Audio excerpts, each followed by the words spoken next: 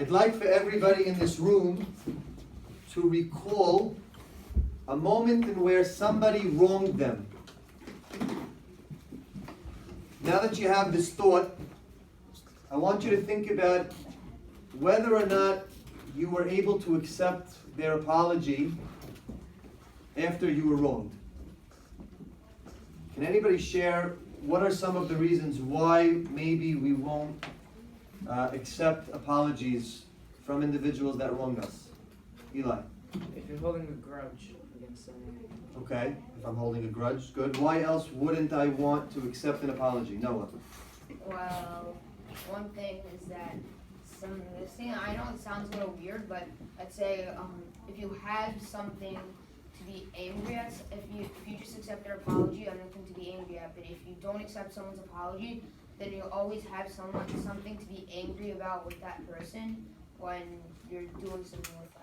Okay, So you so have something to I be like angry the thought, but I want to focus on what is being communicated to me from the person who wronged me that I may have a problem with. Jacob. They didn't actually really do anything to earn your apology. They just said, "Do forgive." So maybe they didn't mean it from our perspective. Good. Anything else? Ronald. We're still angry at them. We're still angry at them. Good. Last one. Elliot. Maybe you're saying no because you want them to be angry because you're upset at them. Okay. So what I'm hearing from the room is when we feel like the people apologizing are not sincere, when we feel like they don't really mean it, it doesn't help us feel whole. It doesn't help justify the wrong that was done to us originally. So I want to share with you two ideas about why I think this happens, why we have such a hard time letting go and hold grudge and to accept the apologies that come our way. And then we'll talk about what to do from there on after. So, first idea, we process information based on the way we understand it, all the time. And obviously it makes sense, right? If I'm watching a basketball game and my team is down by 3 and my teammate shoots and it looks like his foot is behind the line, when I process that information based on my preferences, I'm going to view it and understand it based on the way that I want to see it. So it may look like to me like it happened one way, but it may look like to another person a different way. Or for example, maybe you have a favorite subject or a teacher, and for you, you can't understand, this class is so amazing. But then somebody else in the room is like, what are you talking about? This stuff is so boring. I can't understand how you even like this stuff. And that's because we process information based on the way we understand it. Hold that thought. Number 2,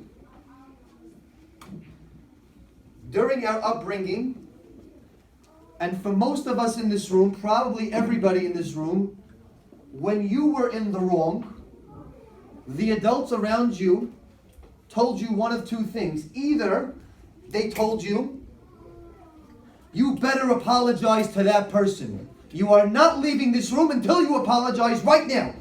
Do it now. Apologize. Or they said to you, what have you done? Look at what you did to that person. And so these two ideas focus on us. They focus on how we process the information. They focus on how we've been experiencing the situation, right? Maybe we feel bad that we got caught doing something wrong, or maybe we just feel sad that we're stuck in this terrible situation. But the bottom line is, when we're stuck in this situation, we only focus on us. And very rarely do we focus on the person who was wrong. We're now in the Aseret Yemei Teshuvah, leading up to Yom Kippur. Can anybody in this room tell me what the word Teshuvah means? What's the literal definition of the word Teshuvah? Freddie. Return. To return. It means to return. It means that at some point in our lives, we were whole, we were on a straight line, and we did something that made us veer off the path a little bit. And so we need to go through a process to repent and to get back to a level and to return to our original whole selves of where ultimately we want to be in. So how do we get there? Right? What could we do to maximize our chances here to allow that to happen, to return and to go through this process known as Teshuvah? So to answer that question, I want to ask another question. Does anybody in this room know the difference between sympathy and empathy? What's the difference? Anybody know? Alex. Sympathy is like outside, but empathy is inside. Like physically, like sympathy is physically and empathy. It's a good thought, not necessarily the definition. Chucky, you have an idea? No? Jacob? Empathy could be like it's always like real, like you really feel sorry or you feel like Can you raise your hand for me? care for a person. Sympathy could just be a way of showing that you're a good person to other people, but you don't really care. Okay, also a good thought, but sympathy would also entail me feeling sorry for another individual. Sal. Freddie. Sympathy is feeling bad for the person. Empathy is feeling the pain. It's feeling that it's like as if it would have actually had happened to you.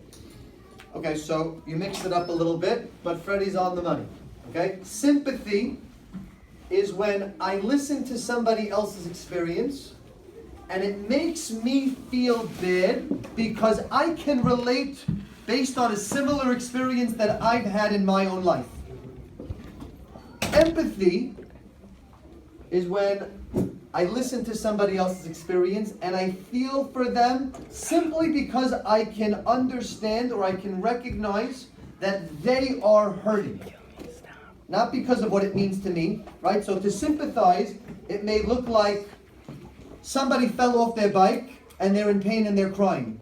And so you may reflect back on your own memory that you have of when you were once riding a bicycle and you fell down and you're able to feel for them because once upon a time you were in that situation. So I know how you feel because not so long ago I felt that way too.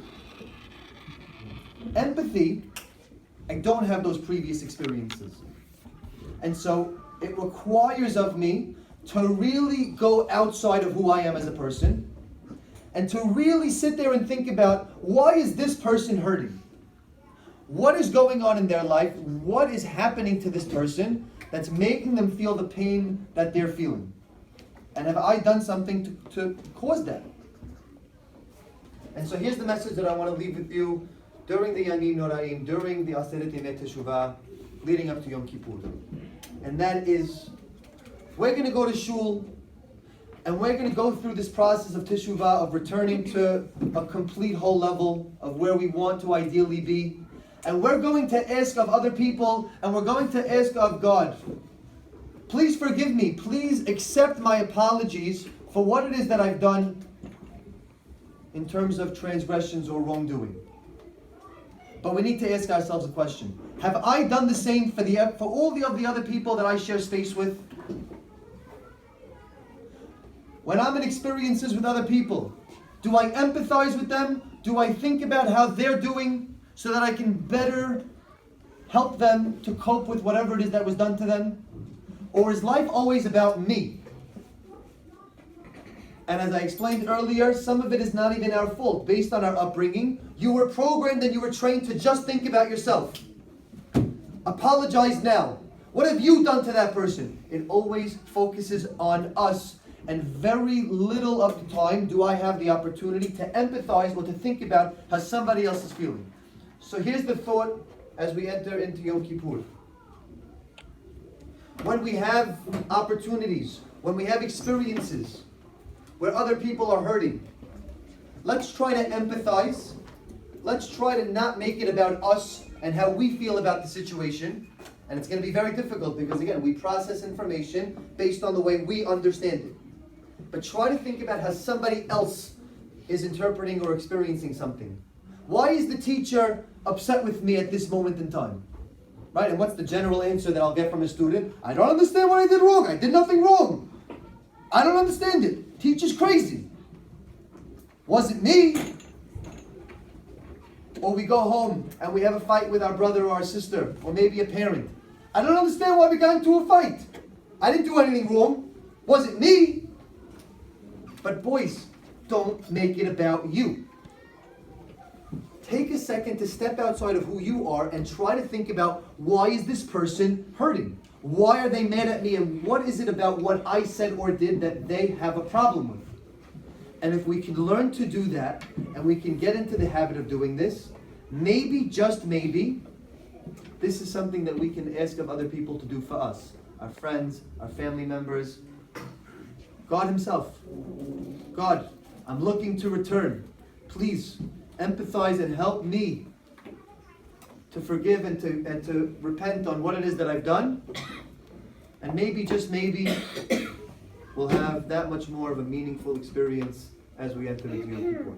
Shabbat Shalom. Shabbat.